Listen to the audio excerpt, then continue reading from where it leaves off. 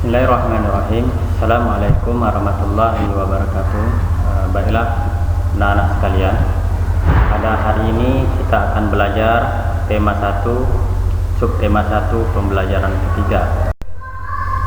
Adapun tujuan pembelajaran pada hari ini, kalian mampu mengidentifikasi cara perkembangbiakan vegetatif pada tumbuhan dan manfaatnya dengan benar.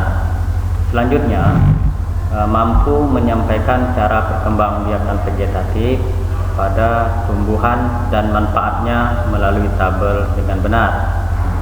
Selanjutnya, mampu menemukan ide pokok dengan bantuan diagram. Dan yang selanjutnya, setelah menemukan ide pokok dari bacaan, siswa mampu mengembangkannya dengan menggunakan bahasa sendiri secara rinci.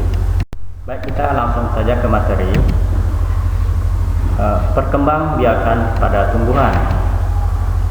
Tumbuhan selain berkembang biak dengan cara generatif, juga berkembang biak dengan cara vegetatif. Bagaimanakah perkembang biakan vegetatif pada tumbuhan? Untuk menjawab pertanyaan ini, perhatikanlah contoh atau amatilah gambar-gambar berikut. Pertama, nanas. Nanas berkembang biak dengan cara vegetatif. Pembibitan tunas dapat dilakukan untuk mengembangkannya. Selanjutnya, bawang. Bawang merah memiliki bentuk berlapis yang di tengahnya akan tumbuh tunas. Umbi lapis terdiri atas daun yang tumbuh melapisi batang dan membengkak di dalam tanah. Selanjutnya, pisang. Pisang berkembang biak dengan cara membentuk anak pisang, pohon yang disebut tunas. Beberapa tumbuhan yang sudah kalian amati barusan merupakan tumbuhan yang berkembang biak dengan cara vegetatif. Sekarang kita cari tahu apakah yang dimaksud dengan perkembangan biakan secara vegetatif.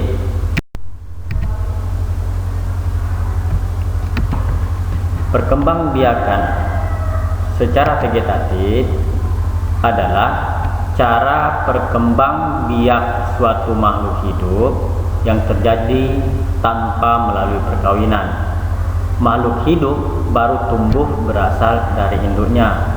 Seperti tadi, pisang itu tumbuh berkembang biak dengan cara membentuk anakan pisang. Bawang tadi tumbuh melapisi batang. Terus tadi juga ada nanas berkembang biak dengan tunas. Selanjutnya, marilah kita simak cerita berikut ini. Tumbuhan sumber kehidupan. Indonesia adalah negara kepulauan yang terletak di garis khatulistiwa. Indonesia memiliki dataran tinggi, dataran rendah, dan perairan.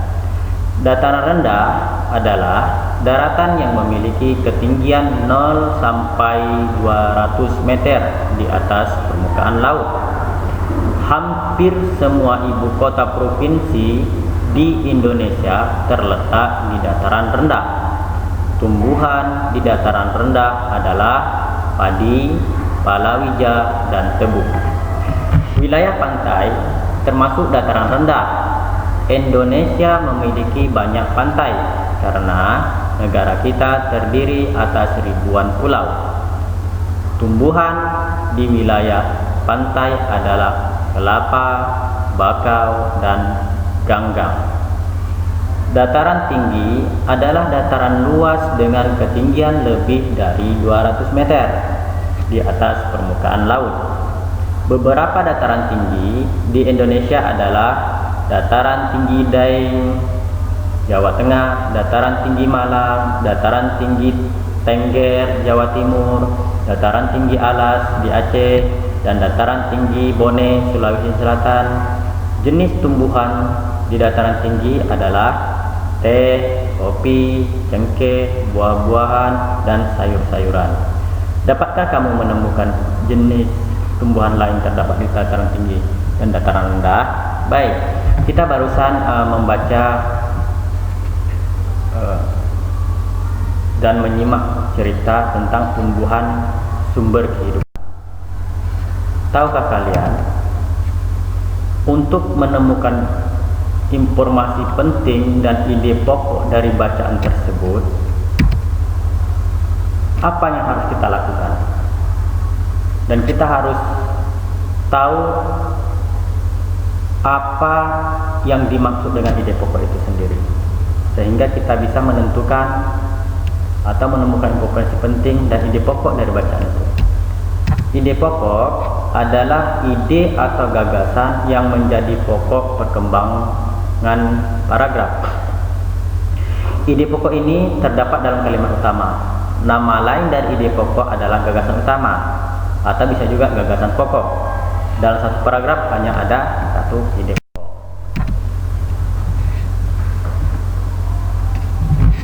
Terus bagaimana kita menemukan ide pokok? Ada beberapa langkah yang perlu kita ketahui atau cara yang kita butuhkan untuk mengetahui atau menemukan ide pokok dari bacaan. Pertama, itu kita cari kalimat utama, karena ide pokok itu terdapat di kalimat utama. Cari kalimat utama. Kalimat utama ini biasanya sering kita jumpai di awal, di tengah, atau di akhir kalimat. Nah, di situ bisa kita dapatkan kalimat utamanya. Jika kalimat utama sama dengan di awal paragraf, maka kalimat kedua dan seterusnya akan menjelaskan kalimat pertama. Dan kalimat utama, dan jika kalimat utama di akhir paragraf, maka kalimat terakhir, kalimat akhir akan berupa kesimpulan. Tandanya apa? Tandanya ada kata jadi, sehingga, oleh, karena itu. Ini merupakan, biasanya pada kalimat utama di akhir paragraf, maka ada kata-kata jadi, sehingga, oleh, karena itu. Sekarang mari kita simak bacaan berikut. Wilayah pantai termasuk dataran rendah. Indonesia memiliki banyak pantai karena negara kita terdiri atas ribuan pulau.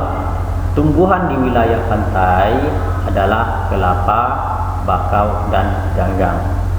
Ini merupakan salah satu paragraf dari cerita yang telah kita dengarkan sebelumnya. Sekarang bagaimana kita menentukan kalimat utamanya? Untuk menentukan kalimat utama tadi kita lihat pada kalimat akhir. Ini tidak ada kata-kata berupa kesimpulan, yaitu oleh karena itu, jadi,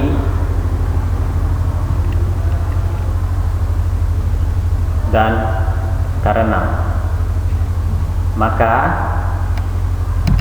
dipastikan bahwa kalimat utamanya terdapat di awal paragraf, terdapat di awal, yaitu wilayah pantai termasuk dataran rendah. Jadi kalimat utama para paragraf ini terdapat di awal para paragraf. Jadi ide pokok dari bacaan ini apa? Ide pokoknya adalah wilayah pantai termasuk